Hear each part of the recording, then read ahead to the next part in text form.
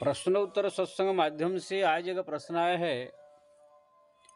भगवान हीरे मालेगांव महाराष्ट्र से, वो पूरा प्रश्न के झड़े लगा दिए हैं, बहुत बढ़िया है। उनका प्रश्न है कि महाराज, हमारा शंकराचार्य जी आज संत और ग्रंथ में लिखा है ब्रह्म सत्यम जगत मिथ्या, यानी भगवान ही सत्य है और इससे संसार जो दिखाई दे रहा है ये मिथ्या है। लेकिन संसार तो देखने में लग रहा है सत्य जैसे सब लग रहा है, तो मिथ्या कैसे, इसका समझाइए। बहुत सुंदर प्रश्न, गहरा प्रश्न, शास्त्र के पुराण के वेद की सार चीज आपने पूछा है। देखिए, ये संसार में बहुत सारी चीज ऐसा है जो सत्य जैसे लगता है लेकिन वास्तव में वो है नहीं। जैसे उदाहरण, कोई जादूगर को आप देखे होंगे। जादूगर जो है कभी जो है रुमाल होता है जो कपड़ा का, ऐसे कुछ झूठों में मंत्र पढ़ने का नाटक करके झाड़ देता है, तो वहां से कबूतर निकल जाता है।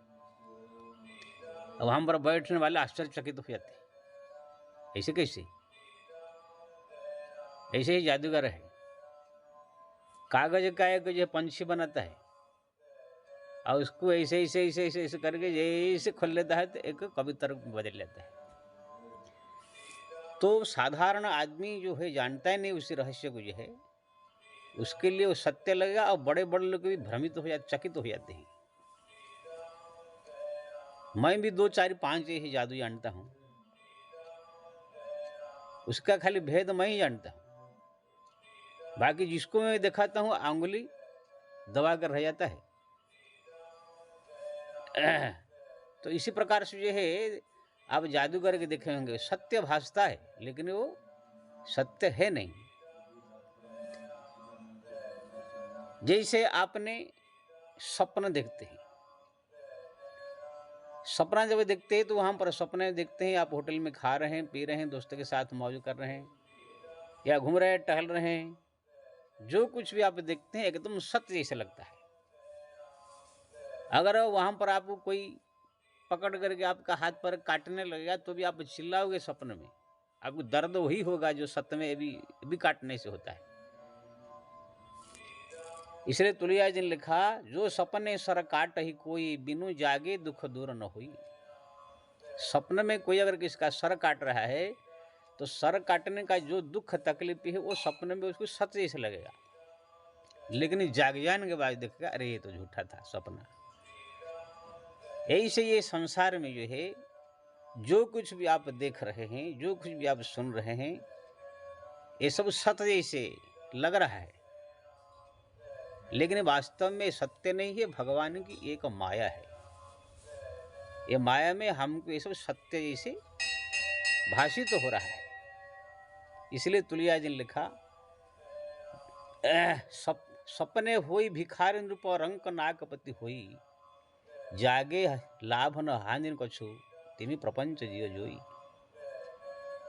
जैसे सपने में कोई राजा रंक बन जाता है, रंक राजा बन जाता है, विभिन्न प्रकार लोग वहां पर जो है देखने को मिलते हैं, घटनाएं घटती है, लेकिन जाग जाने के बाद कोई न राजा बना न कोई रंक बना। ये एक नाटक जैसे था, ऐसे ये संसार भी है। जब आप ये संसार त्याग करेंगे, या तो आप पूर्ण ज्ञानी पूर्ण भक्त हो जाएंगे, तो ये संसार आपको झूठा सा लगेगा, सपना सा लगेगा। या तो जब भगवत धाम आप चले जाएंगे, भगवान के धाम में जब पहुंचेंगे, वहां पर आप अनुमान लगाएंगे, अरे मैं तो स्वयं परमात्मा का अंश हूँ, परमात्मा का आत्मा का अंश हूँ, मैं भगवान का दास हूँ, उनका मैं सेवक हूँ, उनका अंश हूँ। लेकिन जाकर एक शरीर धारण करके कैसे मोह माया में फंस करके किसको ये बाप बना लिया था, किसको माँ बना लिया था, किसको ये बेटा बना लिया था, किसको पत्नी बना लिया था, किसको पति बना लिया था, कैसे वहां पर फंस करके एक मोह माया में फंस के नाटक कर रहा था।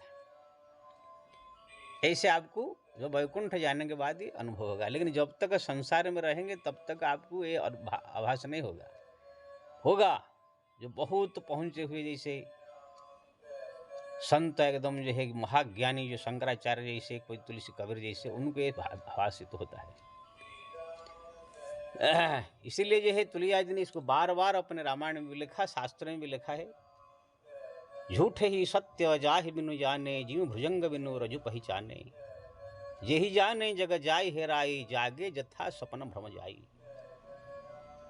वहां पर भगवान शंकर माता पार्वती से कहते हैं कि देवी, झूठे ही सत्य जाहि बिनु जाने, जिन्हीं भगवान के माया के प्रभाव से झूठा भी सत्य भाषित हो रहा है।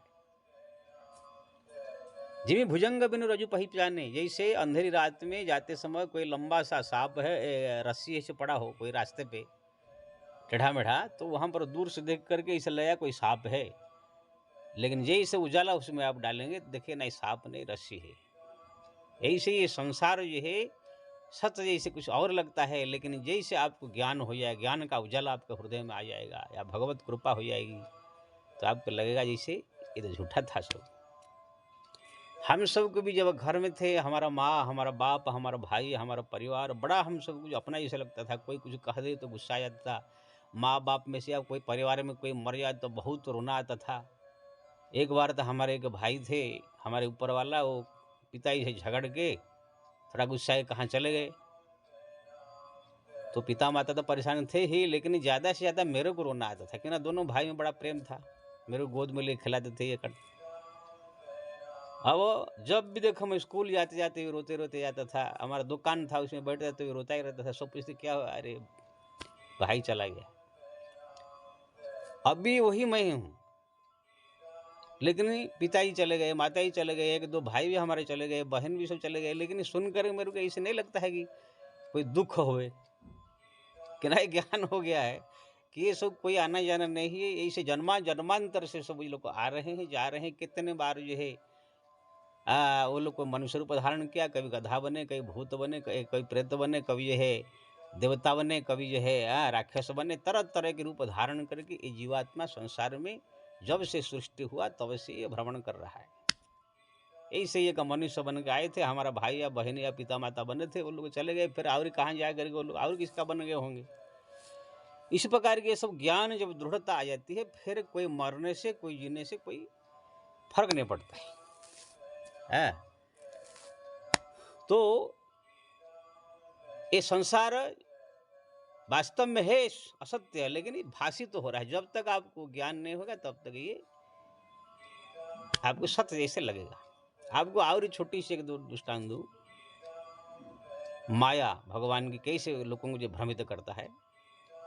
हमारे देवी भागवत में पुराण आता है, एक कथा, देवी पुराण जो होता है, देवी भागवत, उसमें कथा आता है कि एक बार जो है नारद जी भगवान नारायण के पास गए और वहाँ पर जो है भगवती लक्ष्मी भगवान नारायण के साथ कुछ ऐसे पति पत्नी हंसी मजाक कुछ कर रहे थे। नारद जी जब आ गए तो माता जी थोड़ा शर्मा के अंदर चली गई। तो वहाँ पर नारद जी भगवान को प्रणाम किए, बोले कि प्रभु माता जी क्यों चली गई। ना भाई, आप दोनों में कुछ हमारा हंसी मस्करी चल रहा था, आप आ गए, आप भक्त है, पुत्र के समान है, इसलिए वो थोड़ा शर्मा के चली गई। कहीं आपका ब्रह्मचारी होना, आपका मन कहीं ये सब हंसी मजाक की बातें सुन के बिगड़ न जाए। नारद जी कहने लगे, मेरे को ये हंसी मजाक की माया का प्रभाव पड़ नहीं सकता है, मैं आपका भक्त हूँ, मैं जितेंद्रिय हूँ। थोड़ा अहंकार, भगवान को अहंकार पसंद नहीं है। अब माता लक्ष्मी सुन लिया ये बड़ा अहंकार कर रहा है, अब इसको बताती हूँ, वो माया स्वरूपणी जगत जननी है, वही तो माया है। वो दुर्गा के रूप में, काली के रूप में, लक्ष्मी के रूप में, सरस्वती के रूप में, विभिन्न प्रकार स्त्री नारी के रूप में संसार में जो माया रूप है उनका ही रूप है। माया देवी उसको कहलाती है। उद्भवम स्थिति संहार कारिणीम क्लेशहारिणीम जत सत्पाद मृषे भाति सकलम यथा रज अहिर भमः। उनके माया से संसार पूरा वशीभूत है। तब यही माता जी ने ठान लिया। अब भगवान नारायण को इशारा किया। भगवान नारायण बोले, नारद चलो एक जगह घूमने चलते हैं। तो दोनों जो है गरुड़ पर सवार हुए, जा करके जंगल में उतरे। जंगल में बहुत बड़ा तालाब था। उसी तालाब में जो है जा करके नारद जी इच्छा हुआ कि चलो महाराज थोड़ा स्नान कर लूँ, बड़ा इच्छा हो रहा है, तालाब में बड़ा अच्छा पानी हो रहा है, हाँ जाओ जाओ। नारद जी जाकर जैसे डुबकी लगाए, डुबकी लगाते ही जैसे निकले तो एक दिव्य सुंदर स्त्री में बदल गए। दबजुबती 16 साल की सुंदरी। लेकिन उनको ये भान नहीं मैं कौन हूँ, कैसे कहाँ से आए हूँ, सब भूल गए ना, मैं नारद हूँ फारद, सब भूल गए हो। ऐसे भगवान के माया। खाली एक सुंदर स्त्री बैठी हुई है, तब तक ताल ध्वज नाम के राजा उधर से गुजर रहे थे, देखा दिव्य सुंदरी है, उनको जाकर पूछे, बोले कौन हो, वो कुछ परिचय दे नहीं पाई, तो उनको लेकर अपन राजधानी गए, विधिवत उनसे ब्याह किया। ब्याह करने के बाद उनसे 18 बच्चे हुए। नारद जी अभी स्त्री बन करके बच्चा पैदा कर रहे हैं। 18 बच्चों का विवाह हो गया, सबके के दो दो नाती लड़के हुए, तो 18 तिरकी 54 50 नाती पोता महारानी, और उनका नाम रखा था सौभाग्य सुंदरी। सौभाग्य सुंदरी के 54 नाती, 18 पुत्र, 18 बहू, सब मिल करके बहू लोग को एकदम गोड़ दबा रहे हैं। कोई ये है तेल मालिश कर रहे हैं, सरसों का तेल जो है लहसुन में डाल करके सब जो है मालिश कर रहे हैं। हाँ, नाती लोग आ करके दादी दादी कह करके पूरा एकदम सेवा कर रहे हैं। जैसे आजकल के बहू लोग सब अपने सास की किस प्रकार से तेल मालिश कर रही है, सब लहसुन डाल करके सरसों के तेल में, और जो है क्या क्या सब गोड़ हाथ दबा रही है, किस प्रकार सेवा कर रही है, ऐसे ही जो है वो तो आप सब जानते होंगे आजकल कैसे कर रहे हैं, मैं जो कर रहा हूँ समझ गए होंगे।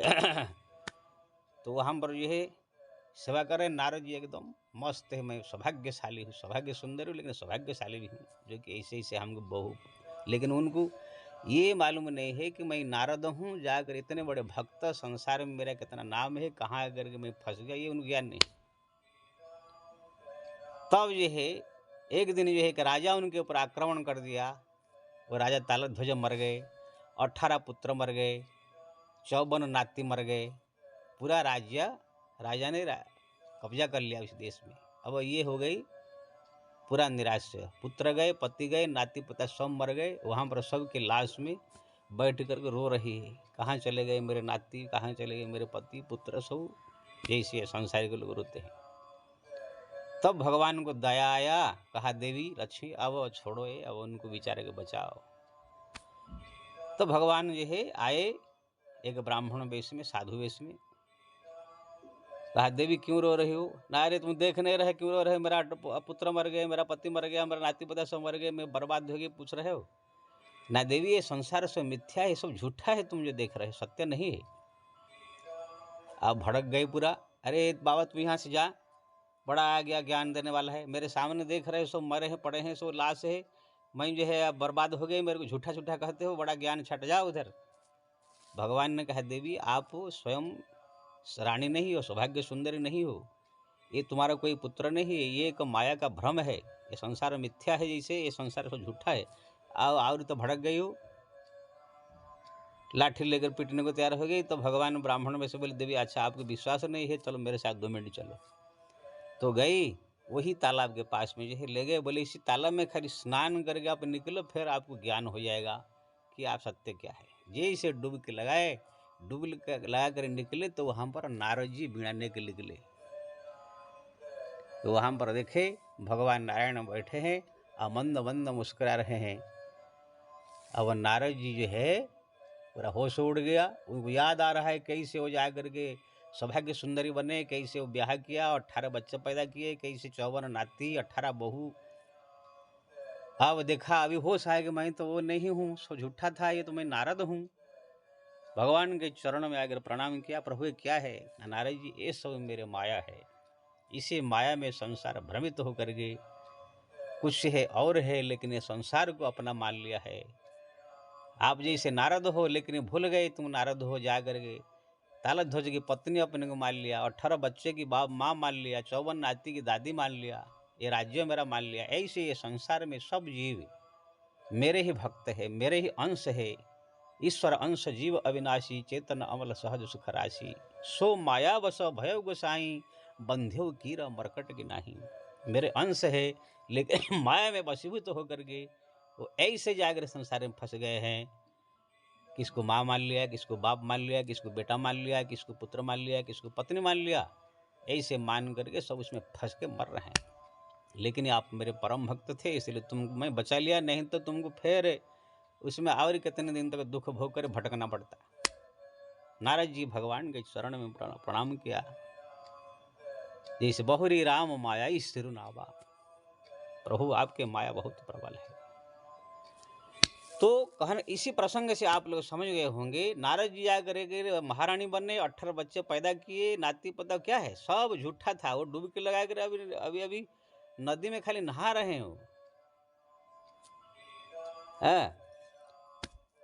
तो वहां पर जो है ऐसे ही संसार में जो कुछ भी देख रहे भगवान के माया का खेल है, जिसके ऊपर भगवान की कृपा हो जाती है, जो भगवान का भजन करता है, रात दिन उनके नाम जप करता है, उनका स्मरण करता है, उनको प्रार्थना करता है, उनके चरण में विनंती करता है, तब भगवान ने कृपा करके उसके ज्ञान दे देते हैं, माया से मुक्त करके भगवान के भक्ति में लगा देते हैं। वो व्यक्ति फिर भक्ति भजन पूजा पाठ तीर्थ धाम जप तब करने लग जाता है, फिर संसार से उसको उद्धार कर देते हैं। नहीं तो जो ये सब न करके केवल नाती पोता घर द्वार परिवार में फंसा रहता है, बस झूठी माया में वो फंसा हुआ रह जाता है। तो इसी प्रकार से संसार मिथ्या है, एक प्रकार से ये मैंने बताया। दूसरी प्रकार से भगवान गीता में भी कहा, ना सत विद्यते भावो ना भाव विद्यते सत। हे अर्जुन, संसार में सत्य वस्तु सुख कहा जाता है जो कभी अभाव नहीं होता है, यानी कभी खत्म नहीं होता है। उस सब दिन के लिए पहले भी था, अभी भी है, आगे भी रहेगा, उसे कहते हैं सत्य। सत्य कभी बदलता नहीं है। जैसे किसी ने किसी का मर्डर कर दिया है, अगर सत्य में मर्डर कर दिया है तो फिर वो मर्डर नहीं किया, वो ऐसे नहीं हो सकता है। हाँ, कुछ छिपा सकते हैं, चारों तो पैसा देकर खिला के आप बजा सकते हैं, लेकिन वो मर्डर करने वाला जानता है कि मैं किया हूं, वो सत्य वो जानता है सत्य। तो जो सत्य है कभी बदल नहीं सकता है। जो चीज है दुनिया में, तो जो चीज कभी बदल नहीं सकता है, झूठा नहीं सकता है, उसको सत्य कहते हैं। बाकी जो चीज बदल जाती है वो उसको असत्य कहा जाता है। भगवान कृष्ण ने गीता में बताया, न भाव विद्यते सत न भाव न सत्य विद्यते भाव, यानी सत्य वस्तु का अभाव नहीं होता है और झूठ का कभी जो है स्थिरता नहीं होती। आपने मान लीजिए एक रसगुल्ला खाया, रसगुल्ला ये सब दिन के लिए स्थिर वस्तु नहीं है। कुछ मेवा, कुछ शक्कर, कुछ ऐसे मिला करके एक रसगुल्ला बनाया गया। वो थोड़ा टाइम के लिए रसगुल्ला रहेगा, फिर खा जाने के बाद फिर जो है पहले आटा मेवा शक्कर था, फिर रसगुल्ला में बदला, वहाँ भी बदलाव आ गया। वो रसगुल्ला फिर पेट में गया, पेट में गया तो फिर वो दूसरे दिन सुबह दूसरा रूप में निकला, मल के रूप में। वो मल भी कुछ दिन के बाद फिर सूख करके फिर मिट्टी में मिल गया, यानी कितना उसका बदलाव हुआ। इसीलिए रसगुल्ला सत्य नहीं है। इसी भाव से वो थोड़ा टाइम के लिए हमको रसगुल्ला जैसे लग रहा है, फिर 2-4 दिन के बाद वो रसगुल्ला से फिर कुछ हो जाएगा, फिर 2-4 दिन के बाद फिर और कुछ हो जाएगा। ऐसे होते होते संसार कोई भी ये स्थायी नहीं है, बदलता रहता है। जो आप बाप को देख रहे हैं, मेरा बाप है,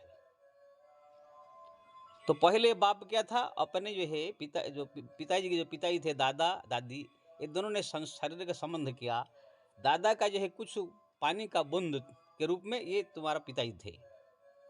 वो पानी का बूंद जाकर दादी के पेट में गया, पहले पानी का बूंद थे, फिर वो धीरे धीरे धीरे छोटा सा मांस का पिंड बना, उसके अंदर जो कीटाणु थे जीवात्मा, वो धीरे धीरे धीरे हाथ पैर हुआ, यानी कितना बदल रहा है। फिर जैसे 2-4 महीने के बाद कुछ और रूप हुआ, 9 महीने के बाद पूर्ण एक मनुष्य का रूप धारण किया। फिर जैसे आया संसार में जन्म लिया, पहले छोटा सा था, फिर कुछ दिन बाद और बदला। इस शरीर में बदलाव होते होते होते होते होते 80 साल के बाद फिर प्राण त्याग कर दिया। वो जो लाश था, शरीर था, वो फिर उसको जला दिया गया। सब जो है जो खून थे आकाश में भाप रूप में चले गए। इधर जो है जितना शरीर का रक्तमांस था मिट्टी हो गए, हड्डी सब जल गए, यानी परिवर्तन। फिर जो आत्मा निकल गया और कहाँ चला गया। यानी संसार जो है कोई भी चीज स्थायी नहीं है, केवल भगवान को छोड़ के। केवल परमात्मा आप देखेंगे वो कभी बदलते नहीं है, बाकी संसार का सब चीज बदल जाती है।